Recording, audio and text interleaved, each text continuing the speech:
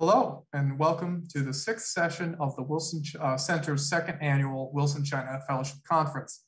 I am Lucas Myers, Program Coordinator and Associate for Southeast Asia with the Asia Program. And today, this panel will be discussing China's complex interactions with Southeast Asia.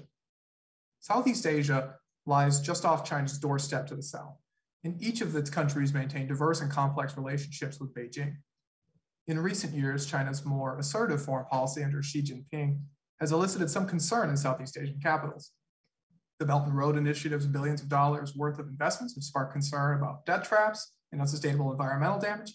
In the South China Sea, China's hardline stance towards other claimant states, most notably Indonesia, the Philippines, and Vietnam, undermines its relations with the wider grouping. In Myanmar, China has reluctantly supported the coup, which is increasing the challenge as it also simultaneously works to expand relations with ASEAN. And adding to this, the United States looks to expand its presence and involvement in the Indo-Pacific with Southeast Asia at its heart. So in some countries welcome China's role while others try to counteract it, but none can ignore it. Balancing is the watchword in Southeast Asian relations with Beijing today. And so a few pressing questions emerge out of this larger issue. What are the impacts of Chinese development and investment projects in the region? Are they positive, negative, or is it more nuanced in a mix of both? How should the United States approach relations with Southeast Asia given its own history? And what are the proper responses to the challenges posed by China in the security realm, most notably the South China Sea? Today, I'm honored to be joined by some of our Wilson China Fellows who each tackle one aspect of this enormous issue. We have Darcy D'Angelo, Assistant Professor at the University of Oklahoma, Tyler Harlan, Assistant Professor at Loyola Marymount University, Juliet Liu, Postdoctoral Research Fellow at Cornell University, Bernard Sexton, Assistant Professor at Emory University, and Pan Suvanasang, Assistant Professor at Bentley University. And so today, before we get started, I just want to let everybody know that if in the audience, that if you want to ask any questions, please email asia@wilsoncenter.org or tag us in Twitter @AsiaProgram. And so from there, we'll get started with our presentations. Darcy, we'll turn it to you.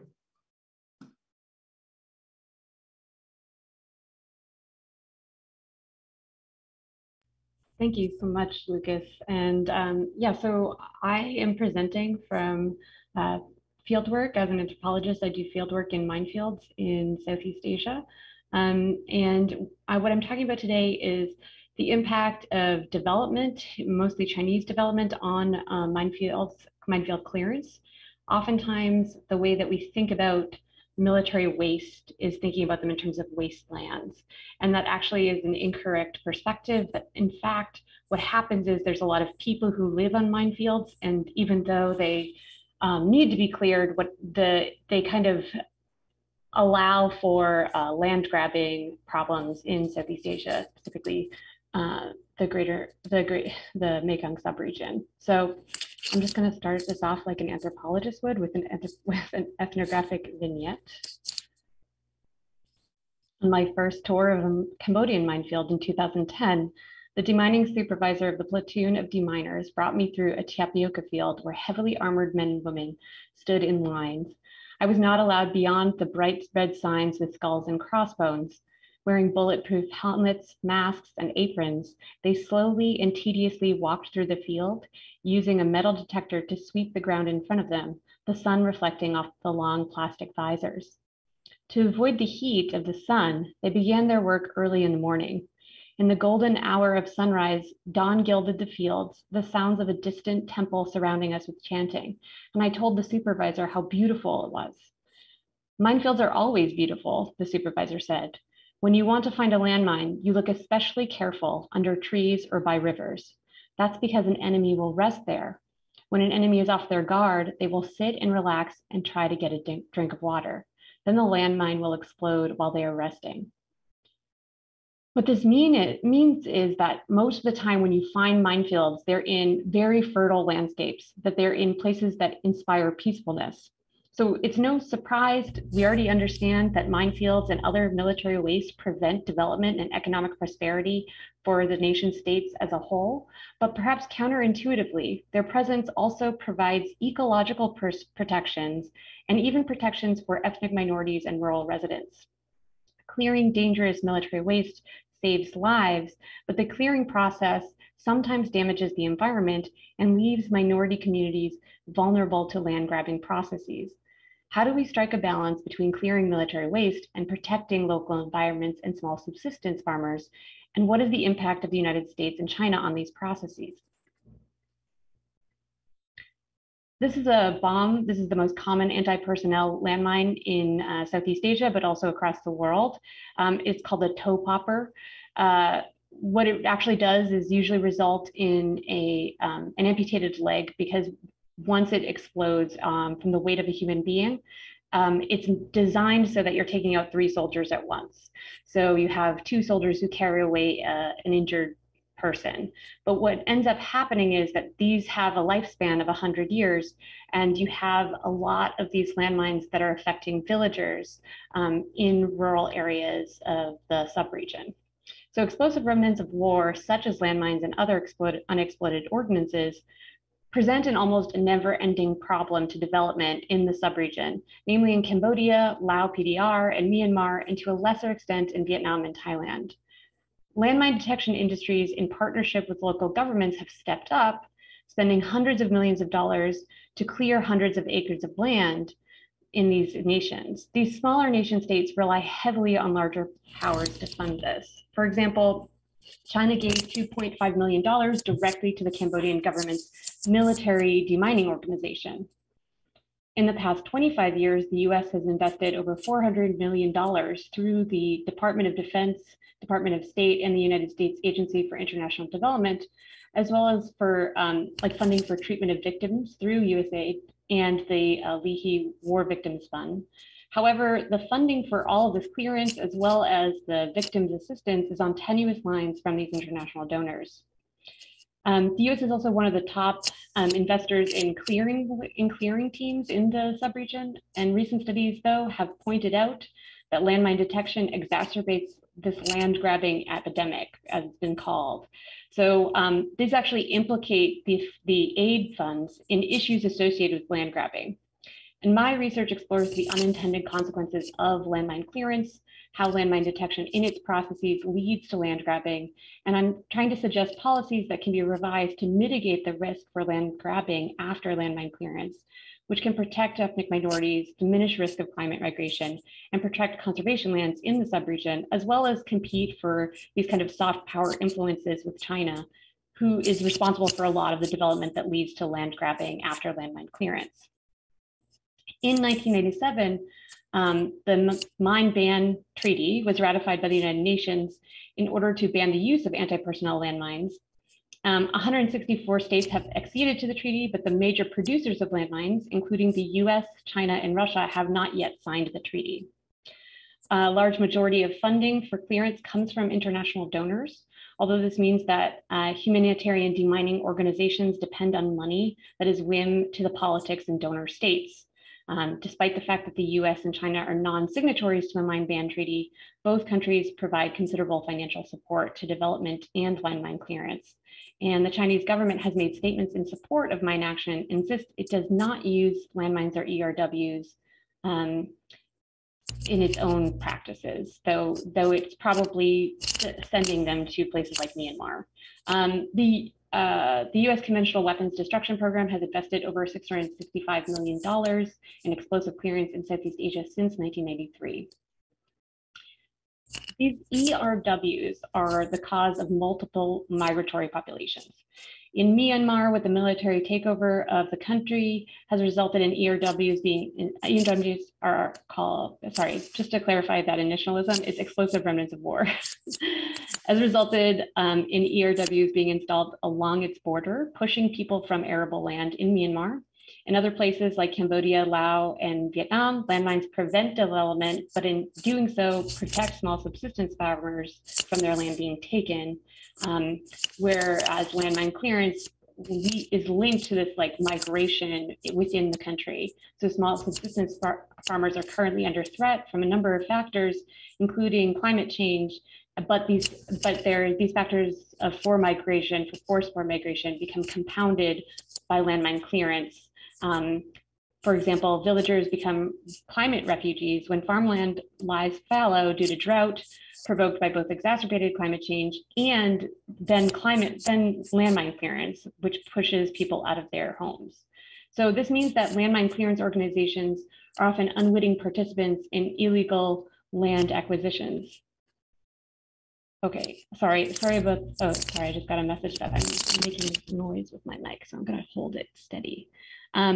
This means that landmine clearance organizations are often unwitting participants in illegal land acquisitions or coerced land acquisitions, although little has been done to explicitly study this connection.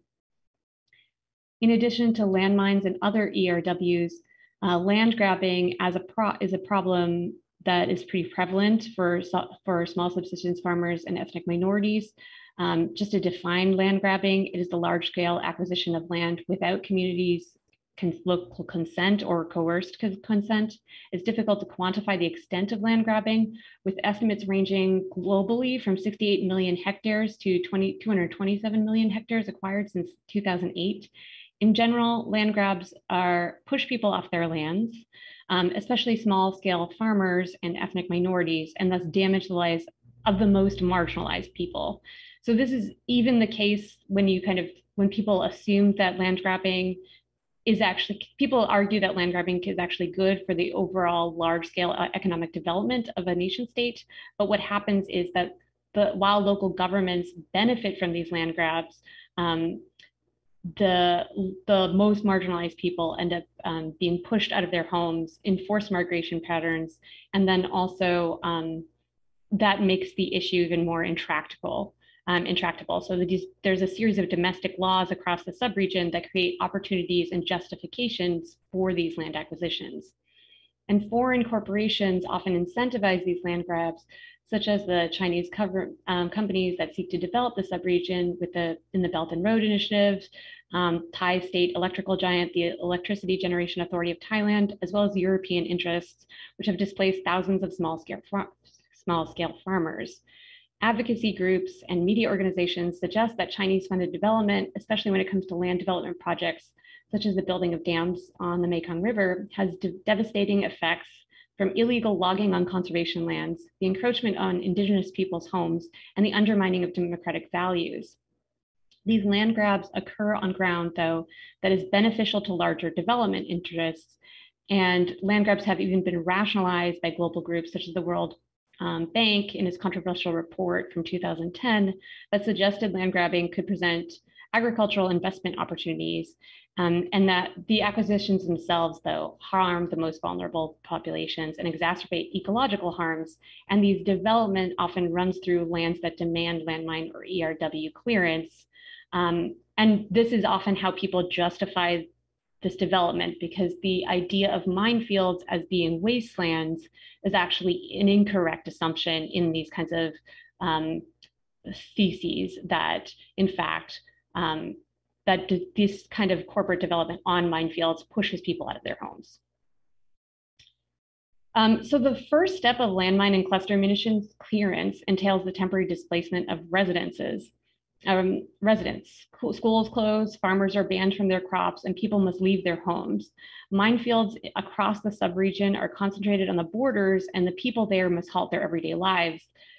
These are usually villagers in the outskirts of the countries, and oftentimes they are ethnic minorities. This displacement, while it's meant to be a temporary step in landmine clearance, it actually leads the way, pushes them out in actuality, which makes it easier to continue the displacement. So villagers have to migrate to alternative homes, and in practice, it becomes easier to keep them off the land and to coerce them to sell their lands after clearance. So indeed, if you compare maps of landmine contamination and maps, for example, this is from BU's map of Chinese investment in the subregion, you can see that these investments include minefields, and those minefields overlap on places where indigenous people live and that are ecologically important areas. So even though it seems like it would be beneficial to clear these minefields, it's important to ensure that the land release step, the last step in minefield clearance, goes back to the, is fulfilled, that it goes back to the original residents. So my recommendations are based on the fact that we should investigate this connection between landmine clearance and land grabbing connections. We should utilize USAID in these kinds of like initiatives where they're trying to institutionalize military waste, post-conflict situations, and ecological devastation, and think about what are the ways in which they can observe landmine clearance, especially because a lot of landmine clearance organizations are military branches of government. And so there's a connection between that kind of security and ecological devastation. And we should ensure that funding has more permanent streams to ensure ecological regulations, and the increased funding for clearance should be consistent and include these land release stipulations so that we can incentivize to ensure the land release through funding initiatives to counter these development deals. And thank you very much. That is the end of my presentation. Thanks, Darcy. Tyler and Juliet, so they just to clarify for the audience, they pursued a joint project, and they'll be presenting on green efforts for China to expand its green development through cooperation with local actors on the ground.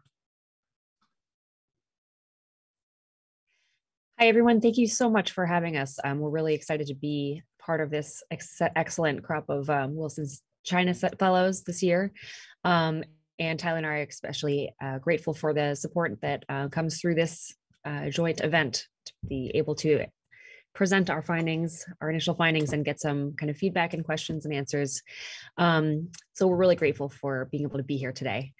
Just to introduce ourselves quickly, my name is Juliet Liu. I'm a postdoctoral research fellow at Cornell University. I'm at the Atkinson Center for Sustainability, and I work in Laos and Yunnan, China, and also beyond. And Tyler is working with me. Tyler Harlan, I'll let you introduce yourself. Yeah, great. Thanks, Juliet. Tyler Harlan, assistant professor at Loyola Marymount University, working on China's energy transition and its uneven geography and impacts in Southeast Asia. So while Juliet and I's research has some interface and they're a little bit different, we actually met doing cross-border field work in Yunnan and Southeast Asia in kind of the mid-2010s. And we sort of had wanted to work together ever since, and we're so grateful to Wilson for sort of helping us get that started. So to jump into the project, we both noticed something when we were conducting this field work, and it was a large, pretty recent increase in people-to-people activities centered around the Green Belt and Road. And of course, the discourse of the Green BRI came as no surprise to us or to anybody. The term entered Chinese policy rhetoric around kind of 2016. It's been promoted at the highest levels of government and globally ever since. What was new, what we found in our finding, were these new on-the-ground cooperation activities in Southeast Asia and elsewhere that position China as an environmental leader, and not just a leader, but a green model that other countries can follow. So the aim of our Wilson project is to investigate this green cooperation, what's being promoted, how, and to what effect on the BRI in Southeast Asia in regards to this panel. And also how the US should respond to this green cooperation, particularly in the context of new US-led initiatives like Build Back Better World, kind of aim to push China to improve its environmental and social governance. And because these US-led initiatives are pretty new, they're largely in the design phase, we kind of hope this research can provide some timely recommendations. So let me just situate the project, and then I'll hand it back over to Juliet. We'll kind of do this jointly. So this project speaks to a growing scholarship on the discourse and the on-the-ground realities of China's Green BRI.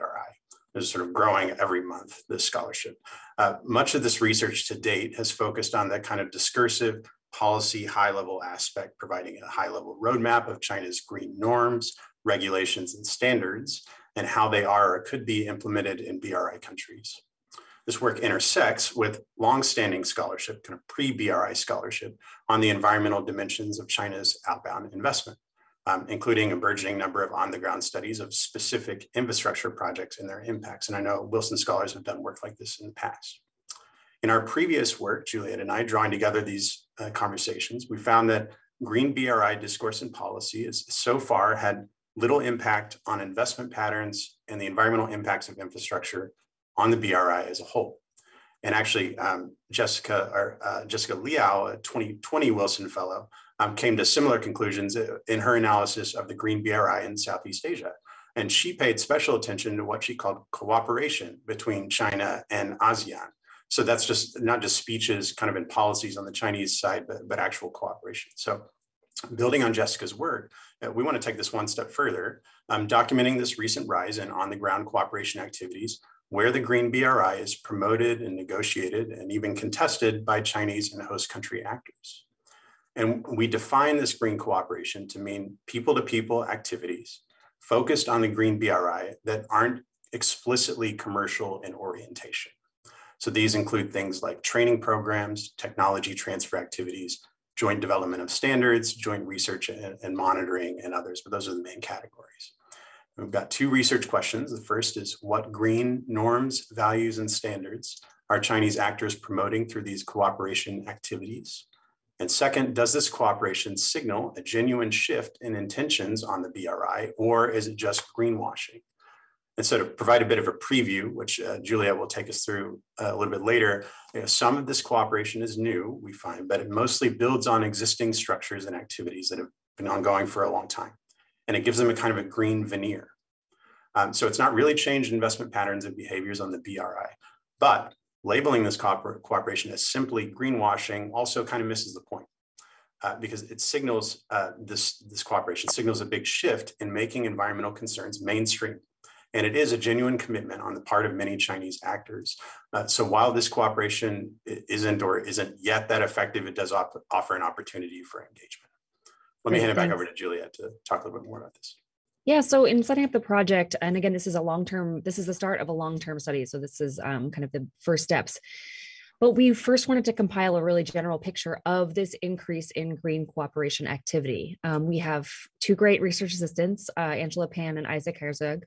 They helped us to survey a number of Chinese and English public sources. So we looked at state ministerial websites, language media, Chinese and English language media, and a range of other ways of kind of compiling information on projects that involved China's transnational engagements on green labeled types of activities.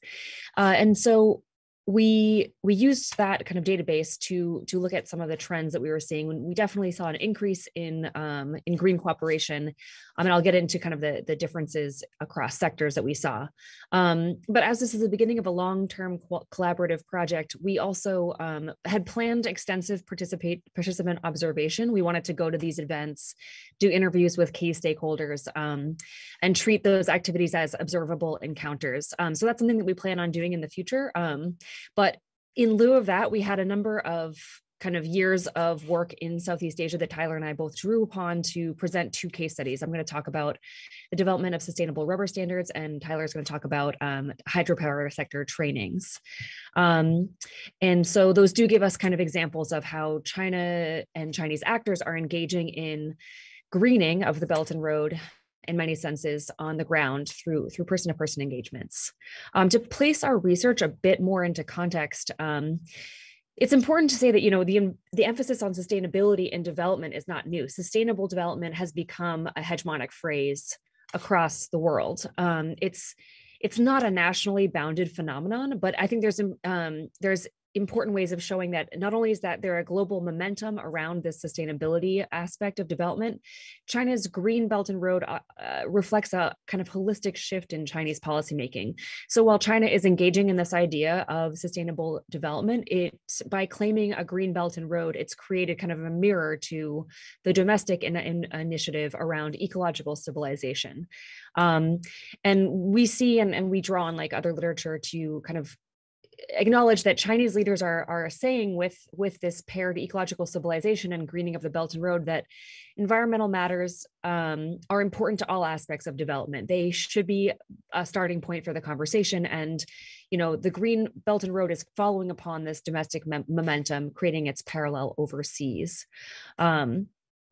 And I think beyond that, what's important to see, and what some of the trends that we started observing in these green cooperation projects, is that there's a portrayal of Chinese approaches as, yes, following on the momentum of sustainable development, but China trying to define its own approach to that, right? So there's a lot of literature on the China model, the idea that China has its own model of development, and that model of development is a South-South kind of cooperative model. We're not here to interrogate that, but important to show that while China is engaging in a very widely discussed shift towards sustainable development, it is trying to make discourses that claim its own unique approach to that.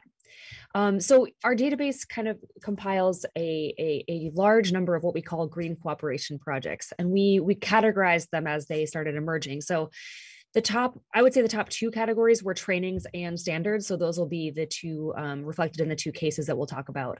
But there's a lot of overlaps across kind of categories as we were thinking of them. There's trainings, there's a lot of transfer of technology within those trainings, but also projects that specifically take specific, agricultural technology or hydropower technology and try to train folks from other countries in those technological approaches and actually transfer that technology to other places.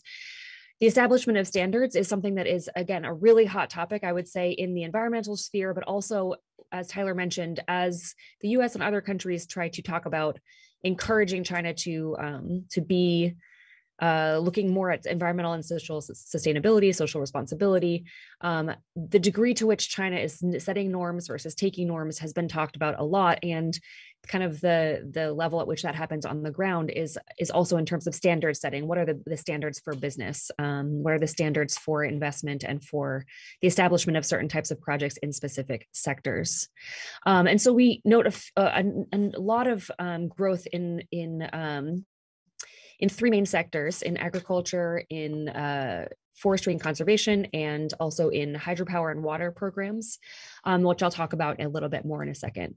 It's really important. I think one main finding we had is that the actors involved in these projects are highly diverse. So Tyler and I have talked a lot about seeing the Belt and Road Initiative as a mobilizing campaign. This is a common way that people have talked about the BRI in general, and the Green BRI, I would say, is no different in the sense that it's a discourse that China is making the primary way of thinking about the Belt and Road Initiative broadly, greening it as something that should be drawing in actors across the Belt and Road Initiative. So this includes a horizontal diversity of actors, multiple ministries across the Chinese state, the Ministry of Commerce, the Ministry of Agriculture. They are all engaging in foreign cooperation, and in those foreign cooperation engagements, they are talking about more environmental initiatives. You also see a lot of vertical diversity in the state actors, not just central institutions, but a lot of engagement in provincial actors and even district level actors. So, Tyler and I have worked in Yunnan, and Yunnan is kind of trying to refashion it itself as a bridgehead to Southeast Asia. So provincial level actors, subnational actors in general, are really important aspects of green cooperation. And then the categories also expand to, academic institutions, think tanks, policy research institutions, and a huge array of private sector actors. So it's important to acknowledge, I think, that the private sector in China has been going out, quote unquote, for 2 decades, and they are realizing, they're learning their own lessons that environmental issues have to be engaged with that are mirroring the impetus for the Green Belt and Road Initiative. So a lot of private sector engagement. The agricultural sectors, the water and hydropower is the second kind of group that we saw. And then there are a surprising number of kind of conservation initiatives, and especially these focus on forestry. So China in China's domestic efforts to address the environment, forestry has been a big emphasis. And we see kind of a lot of parallels, and this is maybe perhaps obvious, but a lot of parallels in terms of what are China's strengths domestically in each of these sectors, and then what do they transfer abroad.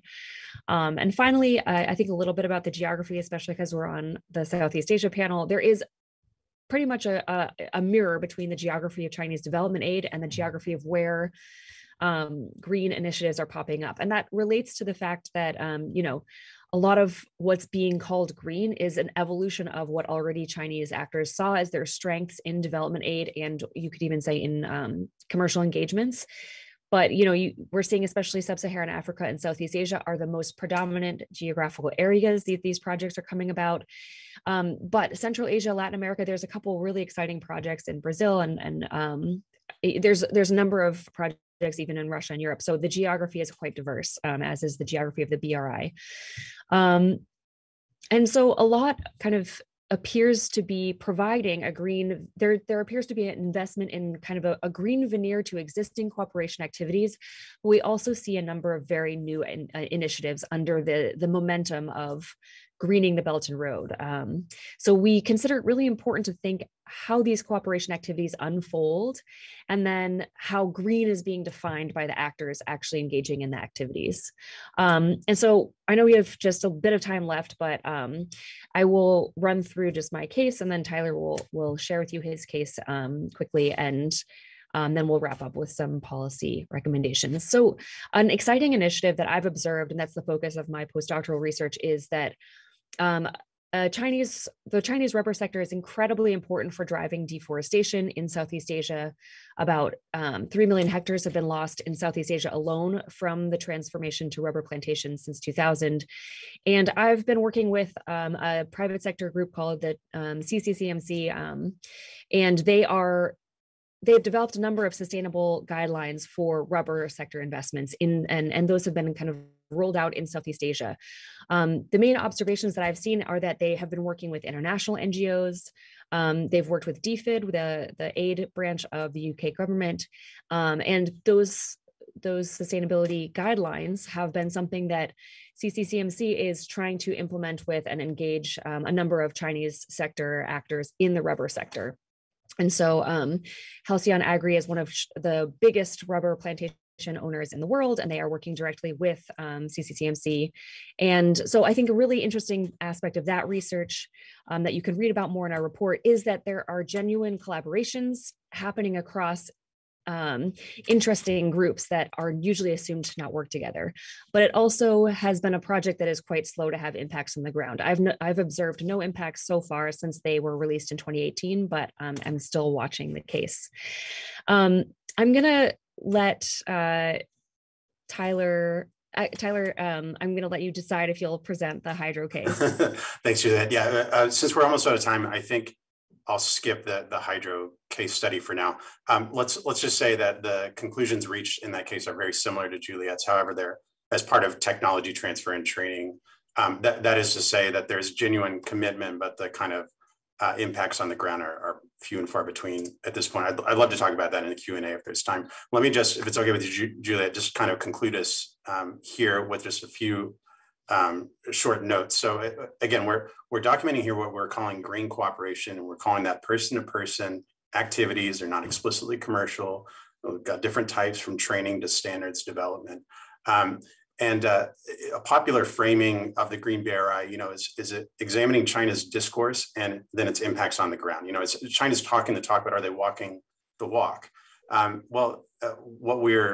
What we find, what we're arguing here is that China's growing attention to environmental governance. It's not one or the other, right? It's not simply just a genuine commitment or it's greenwashing. This is a big mobilization campaign. The Green BRI is connected to ecological civilization transformations at home.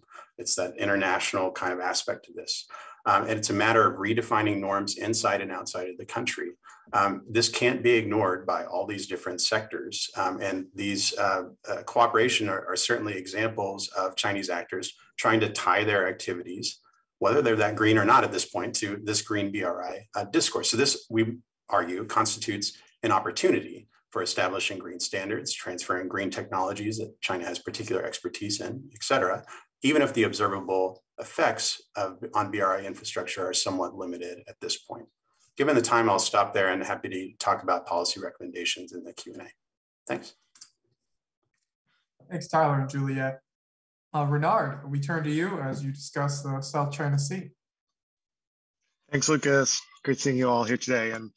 And so one area of interaction and growing consternation between China and Southeast Asia are the set of maritime territorial disputes, as Lucas alluded to earlier, especially those in the South China Sea. And you're likely familiar with China's notorious 9-dashed line, which articulates an expansive and uncompromising Chinese claim to basically the whole South China Sea basin. Now, in recent years, especially since the 2016 International Arbitration Court decision that ruled that the 9-dash line is basically illegitimate, China's leaders have been pivoting to a new concept, which is often referred to as the 4-sha. These refer to 4 major reef and island groupings in the South China Sea. And although it's not very different in practice as a claim, it does sort of seem less expansive on paper.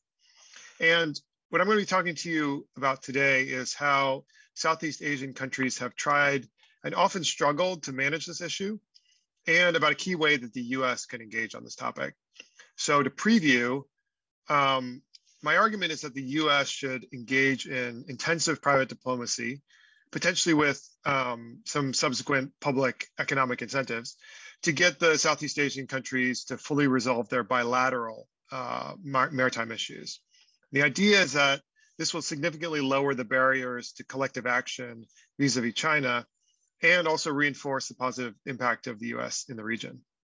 So over the last 2 years, I and a colleague have been collecting maritime incident data from the South China Sea. And so far, we've been able to collect and code about 1,200 conflict incidents that occurred between 2010 and 2020.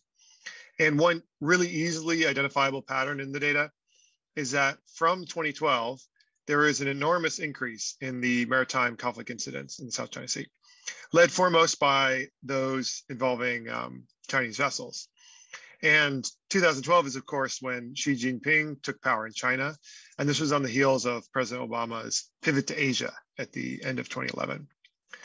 So since then, Chinese coercion in the South China Sea has really only increased, with Southeast Asian leaders struggling to balance between nationalist fervor among their publics. And in short, the public, as we learned on a set of surveys, pretty much demands muscular action and kind of protection of sovereignty. And for the leaders on the other side, there are significant economic and military realities should they actually follow through with that kind of nationalist sovereignty claims that they're politically pushed from the bottom to take. And that's basically that a serious confrontation with China would be extremely costly. So Southeast Asian leaders also perceive that serious outside help, such as from the US, is unlikely to come, or at least until recently have been quite certain that outside help is unlikely to come, kind of keying back to the 2012 Scarborough Shoal incident, in which China successfully imposed its will on the Philippines. And there was only really token American pushback at that time. And that sort of set the tone for the rest of the decade.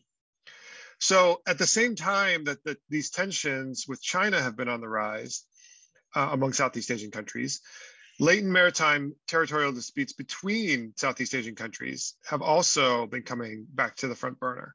So for example, the number of Vietnamese fishing vessels that have been captured and in many cases sunk by Indonesia in the Natuna Islands has really skyrocketed over the last few years. And in addition, the Philippines and Malaysia, have had repeated clashes over fishing zones. They have this long-standing beef about Sabah province in northern Borneo. And based on an 8,000-person survey that I fielded across those 4 countries that I just mentioned, leaders are heavily rewarded for tough talk in the South China Sea. So citizens are really happy and increase their approval of these leaders when they, posture against their neighbors or against China. And now with China posing a more complicated threat, posturing against one's neighbors is sometimes a much easier and natural political win. So the upshot is that over the past decade, conflict incidents recorded in our database between ASEAN countries have more than tripled per year. So the result is that collective action among Southeast Asian countries vis-a-vis China, at least as it regards the South China Sea, appears more elusive than ever. So ASEAN as a regional institution, which sort of naturally would play some kind of coordinating role, has continued to kick the can down the road regarding this 20-year process that they've had to develop a so-called code of conduct in the basin. And basically, nobody believes that this code of conduct process will meaningfully change the current equilibrium. The other thing about ASEAN is that they've increasingly moved to a dynamic where bilateral issues, such as those between Indonesia and Vietnam or between the Philippines and Malaysia, those are shelved during summits, so put aside. So rather than ASEAN summits being an opportunity for high-level dialogue to resolve these bilateral issues, instead they're sort of put aside in the name of kind of regional consensus and sort of niceties. Now, in the past, where ASEAN has been unwilling or unable to mediate bilateral or multilateral issues, certain member states who are not party to a specific issue have usually served as third-party brokers and mediators. So for example, for the South China Sea bilateral issues, in the past, Thailand and Singapore have operated as mediators and brokers among those ASEAN countries with bilateral disputes. So between Indonesia and Vietnam, both Thailand and Singapore in the past have served as a sort of mediator. Now, although these have not produced breakthroughs, many observers do regard them as having moved the ball forward. However, over the past 5 years, both of these two countries have largely halted these activities, mainly because domestic political issues and some other more pressing foreign policy issues have been sucking up any bandwidth for the topic. So into this sort of vacuum where both ASEAN and other Southeast Asian countries are sort of have shown to kind of not be able to resolve these bilateral issues, the US government could step in. And the US has been struggling, quite frankly, to find productive activities it can do to shape the South China Sea issue.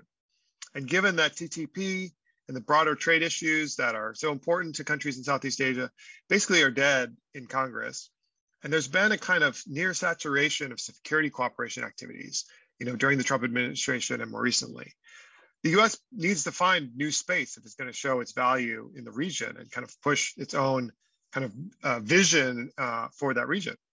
So in the context of these intra-ASEAN conflicts, the US really could make a difference by playing not only an honest broker mediator role, like Thailand and Singapore have done, but actually through economic incentives, actually provide a means for durable resolution of the issue. So more specifically, on the front end, this could look like an intensive diplomatic effort that could be made on, for example, the Vietnam-Indonesia issue I talked about in the Natunas, and some related Vietnam-Malaysia issues in the South China Sea.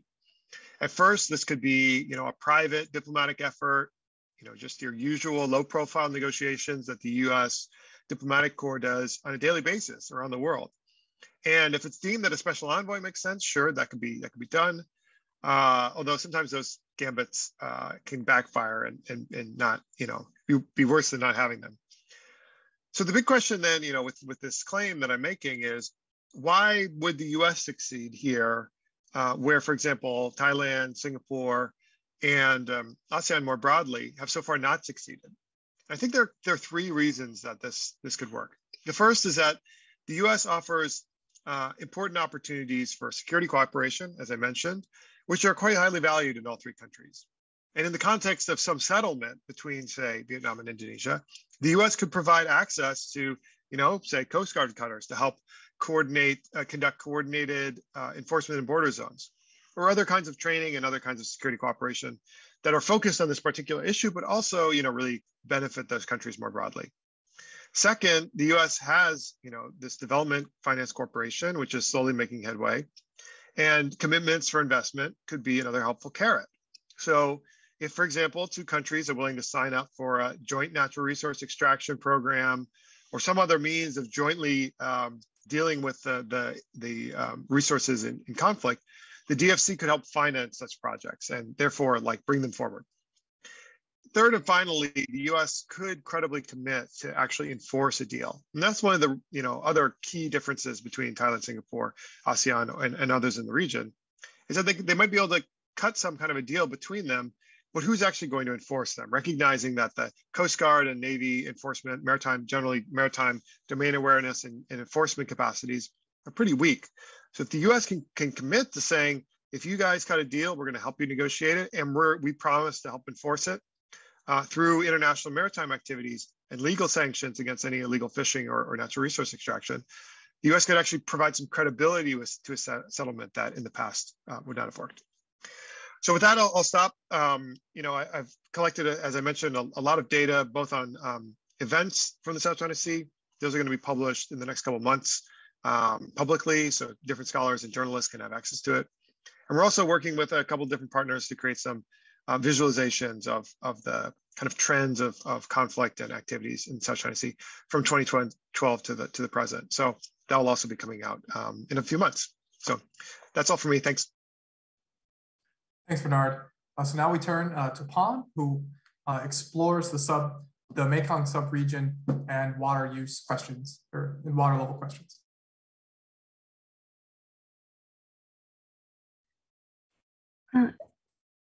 Sorry, let me just, I think I'm having a slight issue sharing my screen.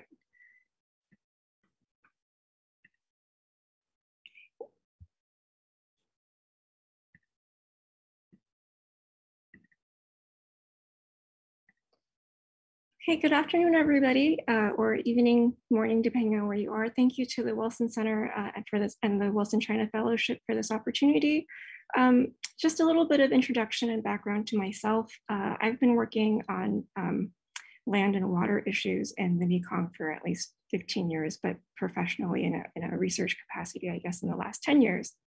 And so the background for this particular project arose over the last few years in which, in my postdoc, I was a social scientist situated within a very large scale data project that involved hydrological specialists, remote sensing people, atmospheric scientists, lots of natural scientists who work with energy and water modeling. And over the course of doing work, my background has been doing field work in Laos, Thailand, and in my postdoc, I started doing work in Myanmar. And the climate around which I, as a scholar on the ground, working in a sort of water space, I started to feel the escalating a sort of geopolitical discourse surrounding us, the tensions around US-China posturing. So it's, Bernard was just talking about, various forms of posturing. The topic for today I'd really like to discuss is US posturing around claims about water sharing and water constraining in the Mekong, the way that has politicized the atmosphere, what that means for local people, and of course, for the scientific community. So as a scholar, there is a precedent for this. In the 70s, there was this widely believed manufactured theory about the theory of Himalayan environmental degradation. The long story short, it arose during India-China conflicts about the Himalayan region. And essentially there was a narrative that was strategically operated, that was deployed by state actors and associated actors, that upstream practices of pastoral usage were degrading soil conditions and erosion and causing downstream impact. And this was deployed time and time again. And the Yangtze River, with those in Shanghai claiming that pastoralists were impacting them with the Three Gorges, in the Brahmaputra case. My point here is that political narratives and the politicization of scientific discourses have a life of their own that extend far beyond the consensus of scientific communities.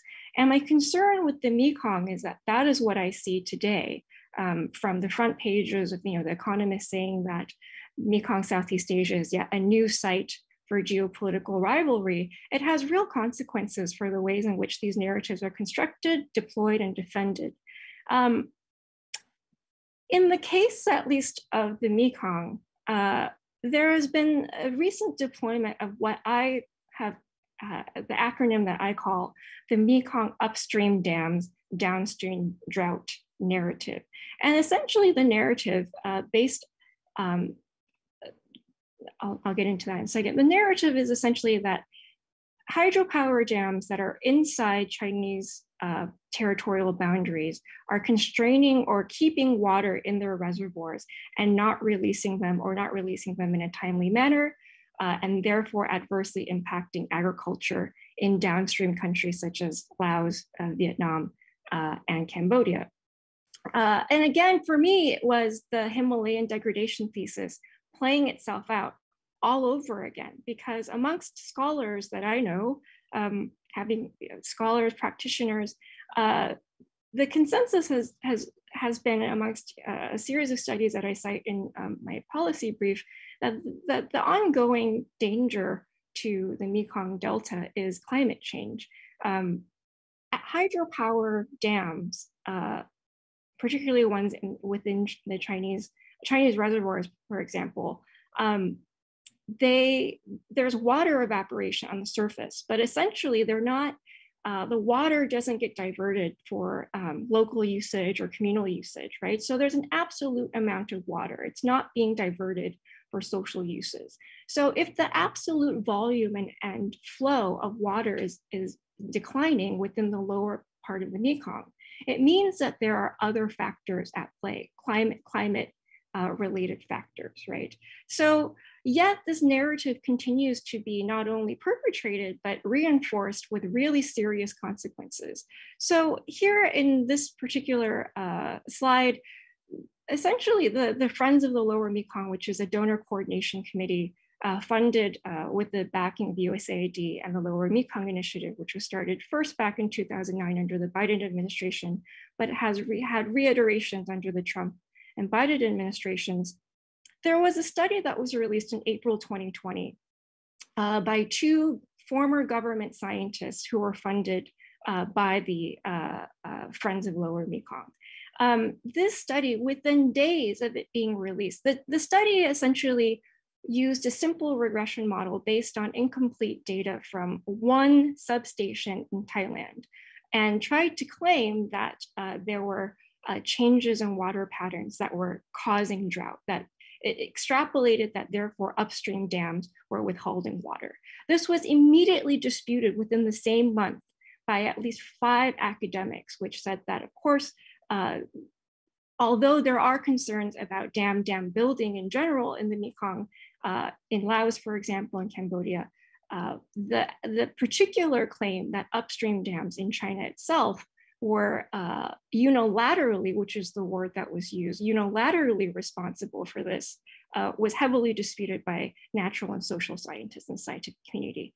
Within days of the report being released, a think tank in DC had a visual website set up. And as you can also see, there are a number of media outlets which echoed the same China is causing Mekong drought narrative.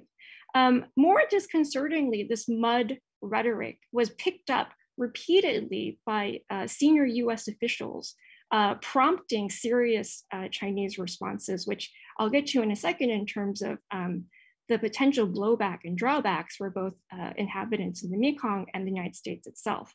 It was picked up, of course, by Mike Pompeo that same month in April 20, repeatedly recycled through various assistant secretary generals within the US State Department for the East Asia Bureau, and then of course even repeated by now Vice President Kamala Harris.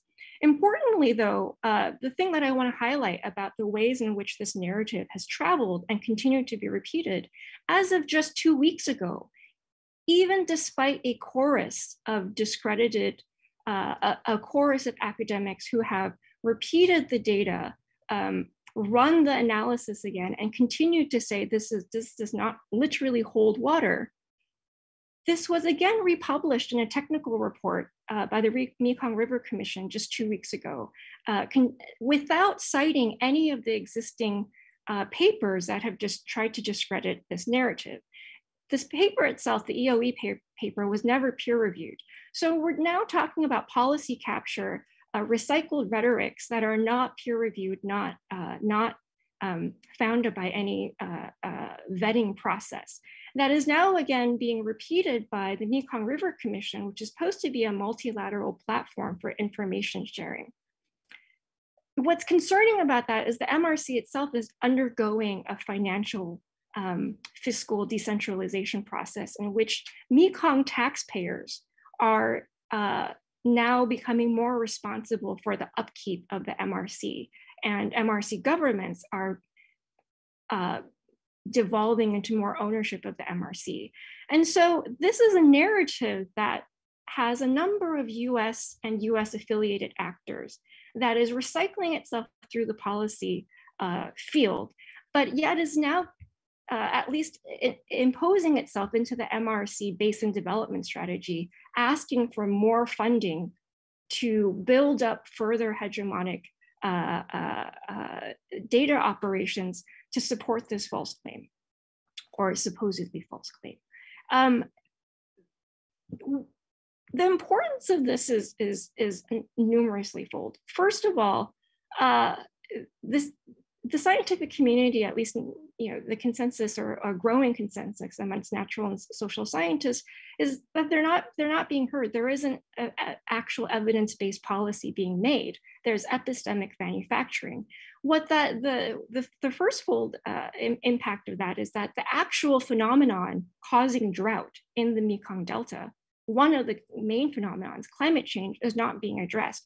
In the same Mekong Basin development strategy for 2021 to 2030, only $700,000 of a $60 million budget is actually devoted towards climate change mitigation.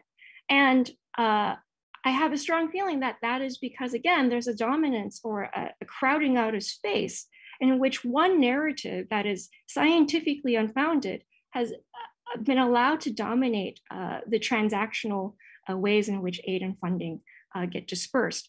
So what does that mean for actual agricultural sustainability in the Mekong? It means that early planting seasons, things that are tangible that the US can actually do that are in alignment with the Biden administration's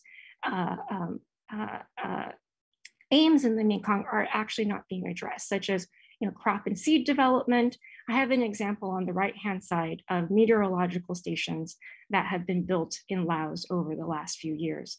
Over half of them have been built by China, right? So the US can't posture about a big bad wolf without actually stepping up to the plate to do something concretely in strengths in areas where the US actually has ability to make concrete change, such as, for example, research partnerships, technical assistance, the building or advising of meteorological stations, research and scientific partnerships, things that are actually going to address climate change on the ground.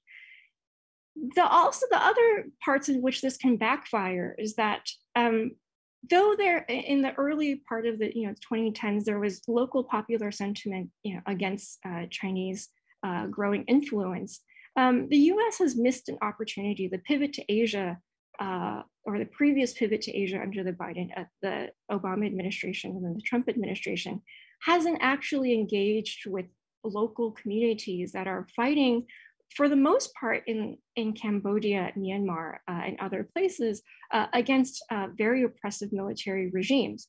So partnerships with civil society actors that are also fighting transboundary water issues in their own territories are not being addressed. So that's where the US can actually be an ally towards, with civil society organizations. The ways in which this rhetoric has actually filtered into bilateral and state level advantages for China is, of course, the Premier Li Keqiang in 2020 stepped up and said, fine, we will share data with lower Mekong countries for the whole of 2021. And that partnership building has continued to solidify what I call the institutional poaching of lower Mekong member states from the Mekong River Commission, which was of course created during the Cold War by the United States, towards the Chinese created lower Mekong cooperation mechanism. So the sort of politicization and usage of the MRC to perpetuate this political narrative has actually backfired in more cooperation amongst lower Mekong regimes and China, to the exclusion, of course, civil society. So what can we do? What could be done? What are sort of fruitful avenues? I think one, of course, looking inwards for the United States, there needs to be a more serious peer review process implemented within the State Department and other agencies, particularly regarding mud, and a review of course, contractors and consultants going forward. the Biden administration has set forth a number of climate action futures initiatives. And I think this is where the United States can really concretely, in working, deploying the Treasury, DFC, and the World Bank, which already meets a few times a year, and other agencies, to look into how it can actually strengthen corporate governance in Southeast Asia. Because in my other research work, the cascading dam building, ramping up of dam building in the Mekong is both the phenomenon of US constraints after the 2008 financial crisis, but also very strong incentives for regional banks, Thai commercial banks, and Chinese policy banks to continue to recycle capital. So one of the main ways that the United States can actually address that is, of course, to try to socialize regional governments and regional commercial sectors into something like the OECD arrangements on officially supported export credits. These institutional processes are meant to make market competition fair in a sort of free and open Indo-Pacific. The other policy recommendations, I'm not sure that I have time to get into, but many of them, of course, include reinterpreting FOIP, the Free and Open Indo-Pacific Doctrine, to really more comprehensively engage with Mekong states themselves, particularly Laos, Cambodia, and of course, Myanmar, Vietnam. VP Harris and Secretary of Defense Austin have already visited Vietnam. Vietnam is already somewhat of an ally. But the real work really needs to be in the areas and the countries that the United States has so far dropped the ball on in the last few years. I'm happy to answer any further questions in Q&A. Thank you. Thanks everybody for your excellent presentations. We'll now start the Q&A. And before we get started, I just want to remind the audience that if you have any questions, please email asia@wilsoncenter.org or tag us on Twitter @AsiaProgram. So to get started, I got a few questions from the audience that I want to pose to each of you. Darcy, so you discussed how the US and China are funding a lot of these minefield clearance efforts. And in particular, that there's some benefit, at least from a BRI perspective, of making use of this land. But I'm curious, how do you see the key interests here from the US and China and why they're interested and what the benefits they get out of minefield clearance? Thanks for this question. Yeah, so I think actually the US has a lot of, most of the minefields are from US bomb drops in Southeast Asia. So the perception on the ground, there's an opportunity there to really influence people's perception of the US through that kind of clearance. That's where a lot of the benefit to the United States is, that actually the clearance of these minefields are important to US relations with these nation states. And China is winning that because they are, even though they don't fund as much, they like, as from a government perspective, the corporations themselves allow for the minefields to go to bid through like a very complicated process.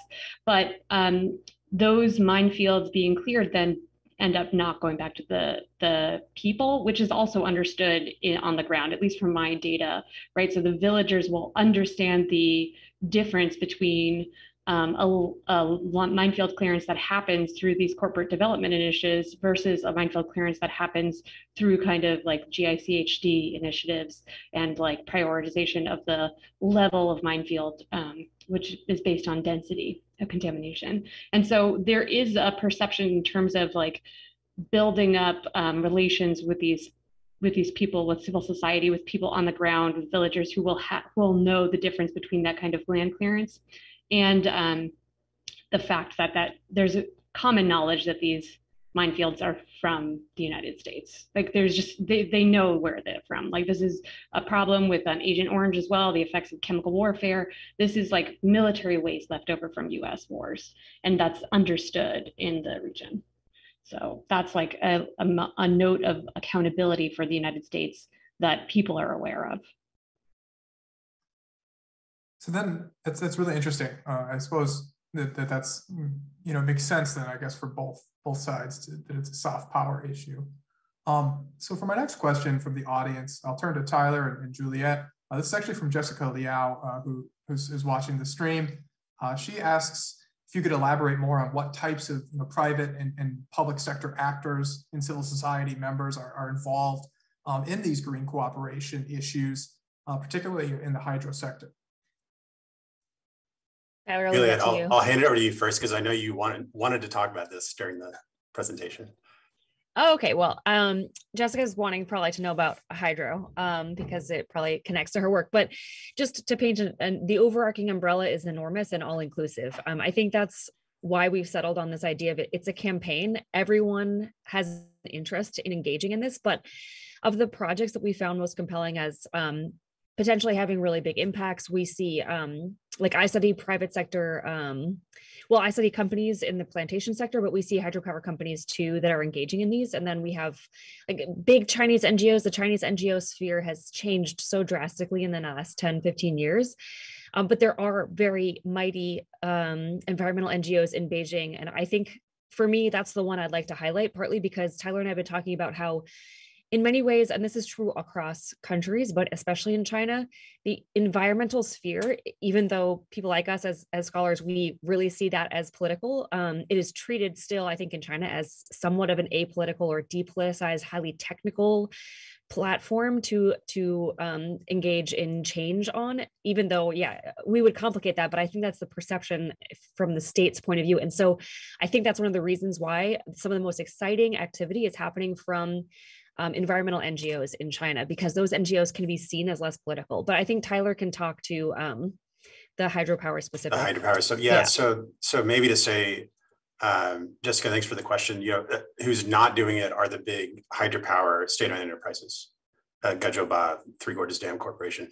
The trainings that I, visited, actually observed and participated in, are organized and delivered by two ministries, the foreign affairs departments of two different Chinese ministries, central government, Ministry of Water Resources, Ministry of Science and Technology.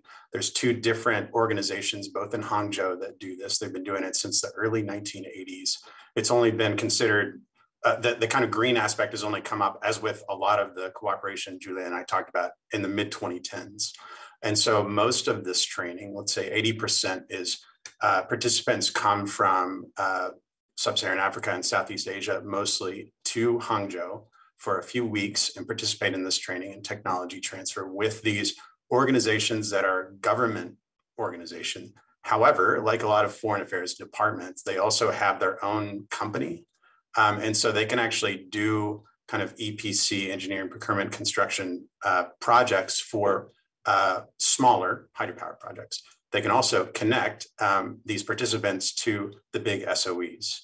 Of course, the big projects are usually negotiated at a much higher level than where these trainings occur.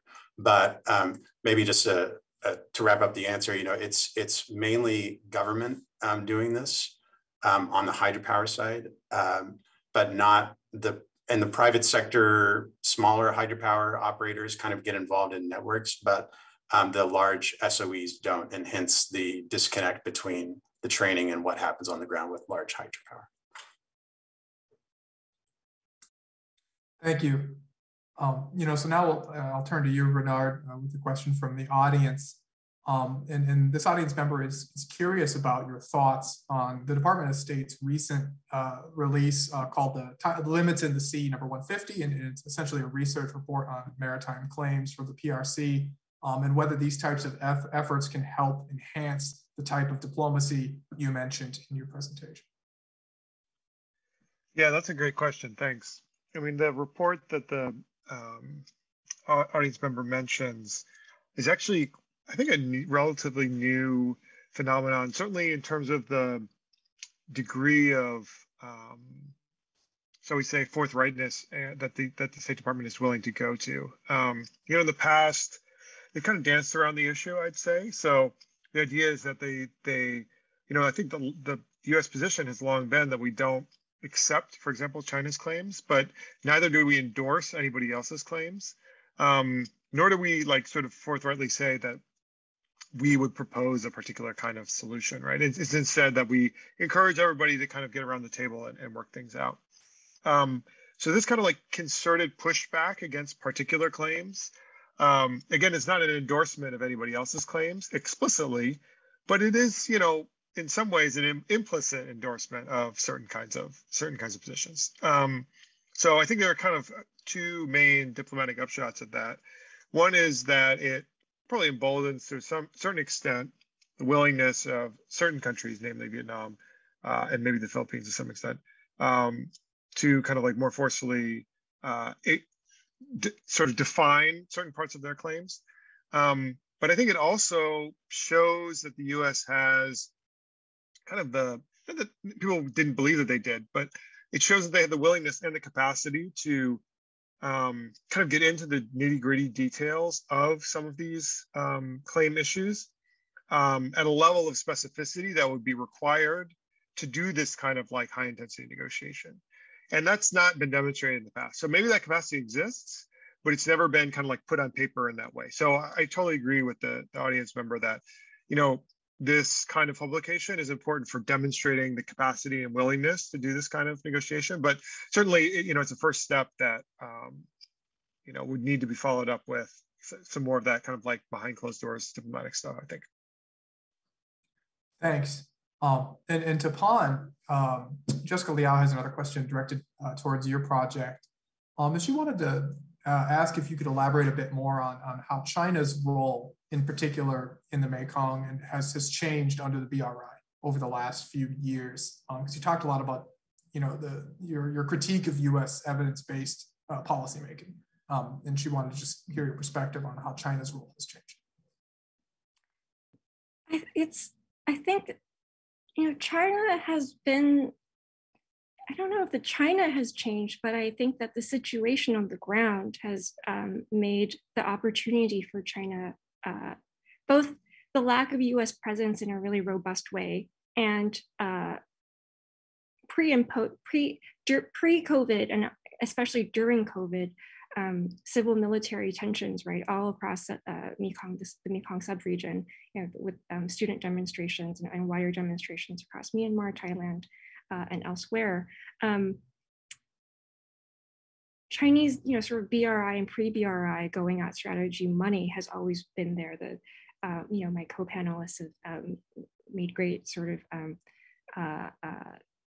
presentations about the role of Chinese firms. But speaking to my particular presentation and the opportunity to both consolidate the what I call the institutional poaching and migration of Mekong member states from the Mekong River Commission to the Lower Mekong Cooperation Mechanism. The role of China there has, you know, the soft power has always been there. When I started, you know, really looking at this at a sort of street level manner in 2010, 2011, 2012, 2013, some of my co-panelists, I don't know if your experience is similar, there was both high level, medium level, and local level anti-China sentiment, right? In Laos and Vietnam, elsewhere, in parts of Myanmar, is vocal. Sometimes it was whispered, but it had a reflection, at least within the concerns of political elites in lower Mekong states. That shifted. The irony is that, you know, the same time in which Obama came to Laos for the ASEAN summit in 2016, the entire hydro cascade of Sino-Hydro hydropower dams on the U River were already being laid. I mean, within 24 months after that, 3 or 4 dams were built. And so the role of China with the BRI hasn't just been that it has become transactionally easier to do business with the ruling regimes, but that has become more politically expedient for them to cling to Chinese diplomatic and economic support, especially during COVID. And so I think BRI has always been there. Asian governments, intra-Asian governments, my other research has been on this, have always used financial crises and other crises to ramp up infrastructure spending as a way to manage their economies. And so BRI came at just the right time, you know, prior to COVID, and it's kind of gotten not BRI itself, but the Chinese state is getting an easier diplomatic time getting member states on board, regardless. And that's why the US is shooting itself in the foot, continuing to release these reports through the MRC, through other network actors within the US echo chamber. It's continuing to discredit itself, its allies, and the institutions through which it works with. And at the same time in which there's a lot of impetus for these Mekong countries to join up with China. Hey, Juliet, I see you have a question. Yeah, I had a question that could go to any of the other panelists. I think, Pan, you talked about one of your recommendations was that U.S. engage more directly with Mekong River countries themselves beyond just countering China. I think, Renard, you also talked about this. The U.S. could engage better with countries in the region in their interests that are shared with the U.S. as opposed to, I think, not necessarily just countering China but building the U.S. relationships there. And Darcy, I think this is lurking in the background, right? It's in your project. It's so interesting that these bombs are a legacy of the Vietnam War. The U.S.'s horrible history with mainland Southeast Asia is something that I think I'm just interested in all three of your reflections on, if you're recommending that the U.S. engage better with or take more responsibility for relationships with Southeast Asian countries. Can you give us a longer timeline in each of your different sectors as to why? Because my sense is that it's not just a China problem. It's this is a problem of U.S. disengagement for a long time, and I don't know, maybe one of the obstacles each of you guys see, or one of the historical events that was kind of a divergence in the U.S. kind of engagement in each of the places that you work. Because in my experience too, it's like in the agricultural sector and the inland, it's not just a China problem. The U.S. lack of engagement is something that it stepped away from that region a long time ago. Yeah. Darcy, do you want to take that one first, or?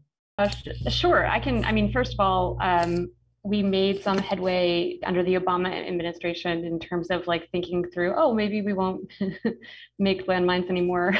I mean, this is like something that, even though it seems like these weird abstractions, people on the ground know about if they live in minefields. Like they know where these landmines come from. They can see where they come from based on like finding them. They know that a lot of them are from China, but a lot of them are also US made. And the U.S. didn't sign the Mine Ban Treaty. It's aid. It's very hesitant to give aid to these nation states because the aid will go to military branches of government. So it is weird to give aid for mine clearance. Like it is like a very scary thing even the like aid assistance, right, that goes to victims assistance. It's all under the same military umbrella in each of these nation states, most of them, right? So there is like this kind of problem. I mean, we made some headway under the Obama administration and then under the Trump administration. Those acts were withdrawn. Those policy initiatives were taken back, and Biden has promised to revisit them, but hasn't yet done that. So there's like just these small moments of, really trying to not. It sounds simple, but like thinking through, okay, like we shouldn't make these bombs anymore, and we should put more money into bomb clearance. It's a really simple thing, and I think it gets forgotten because it's not like, I don't know. I don't know why exactly. I think it's just the military waste seems like such a low tech problem, and it's such an intractable issue that then you have China clearing these minefields and then not going back to the villagers, but still like the government is incentivized to allow for that to happen, because then the economy as a whole is moving forward. It's very difficult, and not that difficult as well. Like the issue, it's just a simple solution, right? It's really just like make sure there's money for it.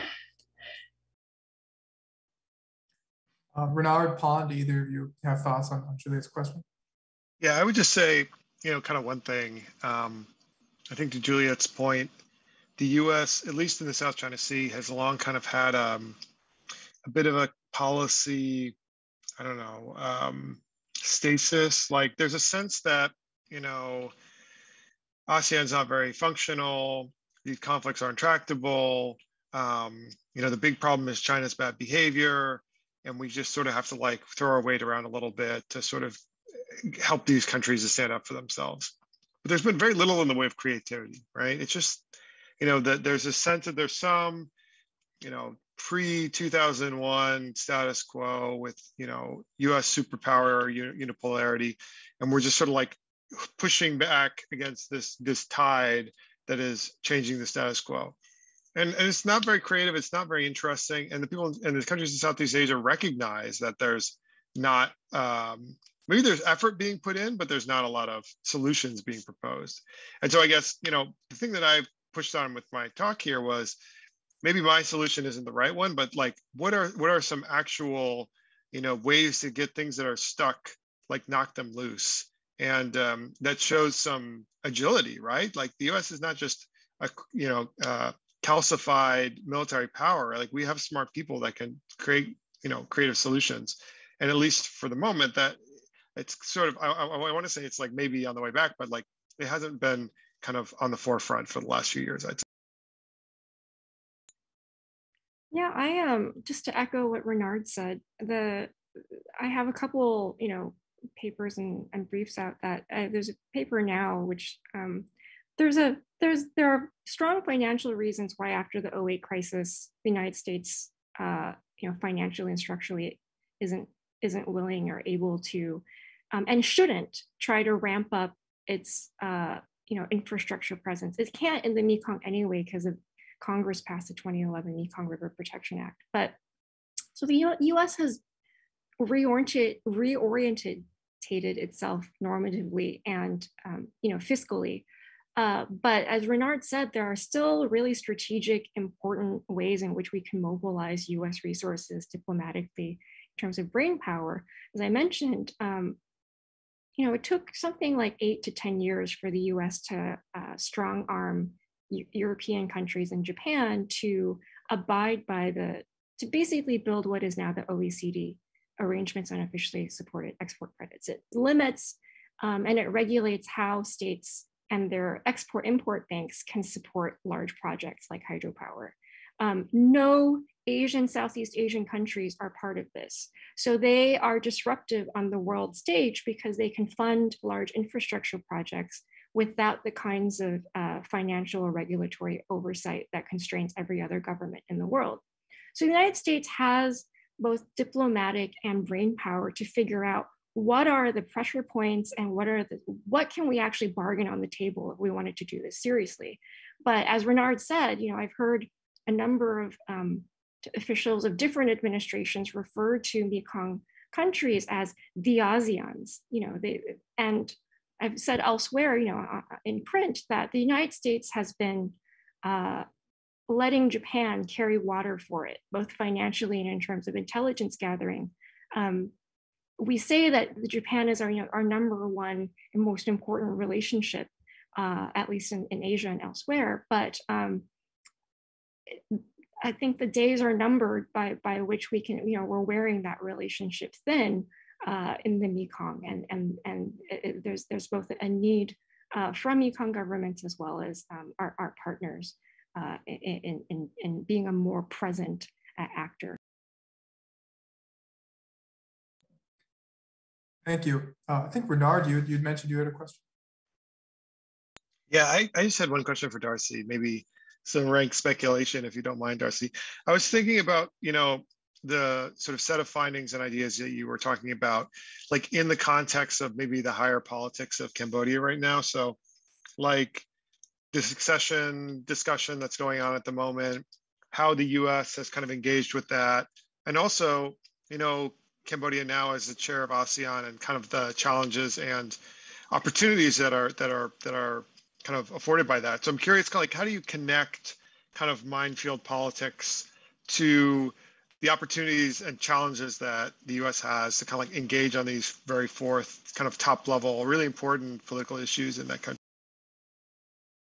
Yeah, I think that this is like I'm really interested to see what happens with this chairmanship. And I'm also like interested in the idea of the fact that like we should maybe be cautious giving money to military branches of government. I mean, there's like issues with that. Like, I mean, I understand that it's just how the minefield clearance organizations are structured in all of these different countries. So it is like a complication, and that is a challenge for anybody trying to fund that kind of clearance. But we're all talking about these issues need to be dealt with, and engaging with the people who are being pushed out is really going to be engaging with the civil societies, working with the NGOs who are trying to prevent land grabbing, who are trying to prevent the land release from going to these corporations, is going to strengthen civil society on the ground and going to align the United States with civil societies.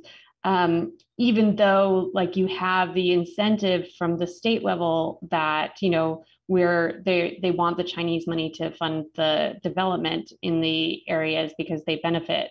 I mean, I think it's really interesting to think about this as a kind of, because usually we think about the state as versus civil society in these kind of countries. And all of us are talking about how the US needs to increase its presence, and really thinking through military wastelands is one way of doing that, of actually increasing it in a creative way that solves problems for people on the ground and will influence the kind of policies that affect everyday lives of people. And I think like this is like my paper can be read as like a case study of like a creative solution to the current problems that the US is having in the area.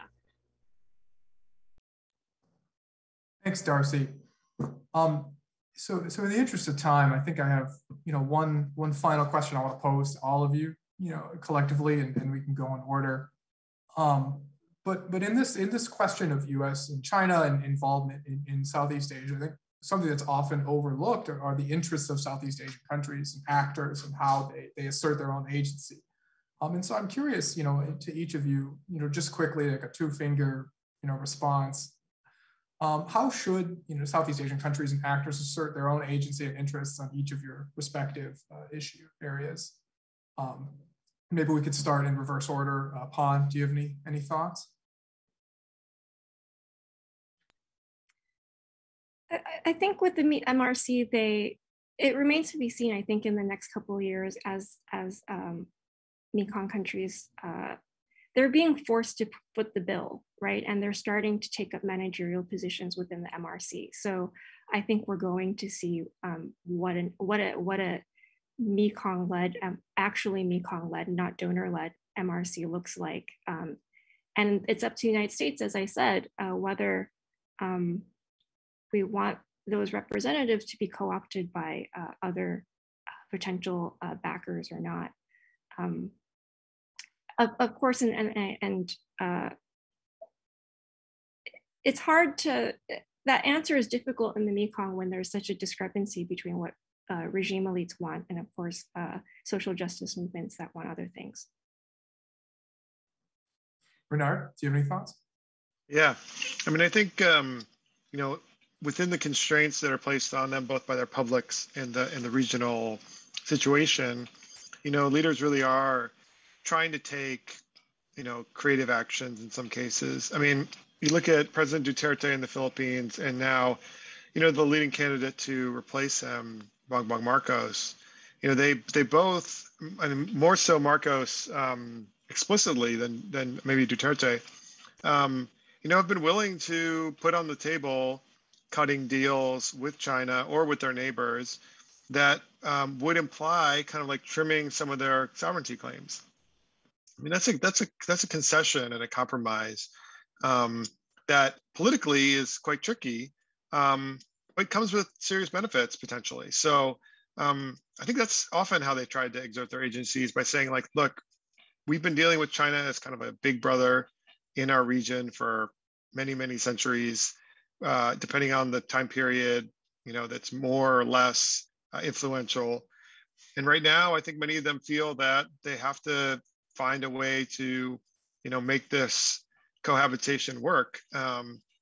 And so that will probably require some concessions from these countries. Now, the question is, what will those concessions look like? And to what extent are domestic political opponents able to use them to kind of either scuttle those deals or, punish them politically based on these sort of sovereignty issues. So yeah, I mean, I think they're trying to thread that needle, find that kind of pathway where they can gain some kind of joint economic development without getting attacked for being from the right flank for being insufficiently nationalist.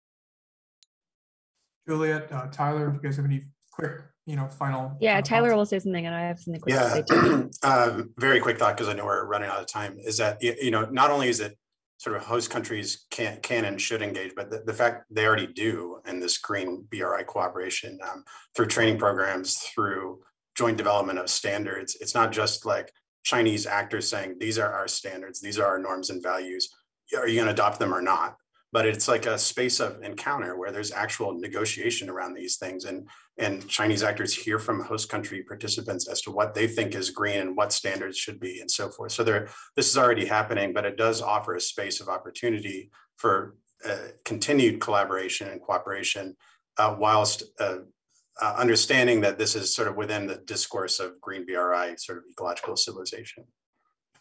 Yeah, and I think when I look at specifically at like standards and kind of, well, I look at sustainable supply chains, right? And I think that, like I was trying to say, there's like a false kind of cloud around environmental sustainability, sustainable development, that it can be an apolitical thing. We should just export efficient technologies and that'll make everyone happy because we'll be using our resources more efficiently. I think that, Southeast Asian countries like Laos that are at the bottom of the value chain, they know that they're at the bottom of the value chain and that China is closer to them because it's an emerging market, but China's in the middle of the value chain. So, developing countries are at the bottom of it.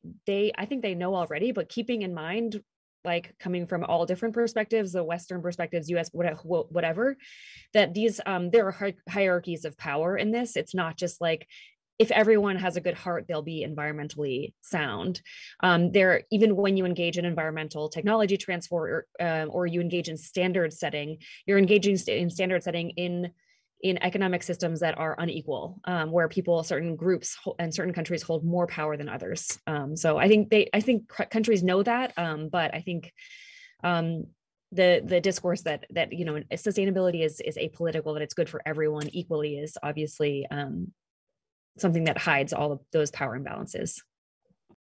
Darcy, just a few final thoughts.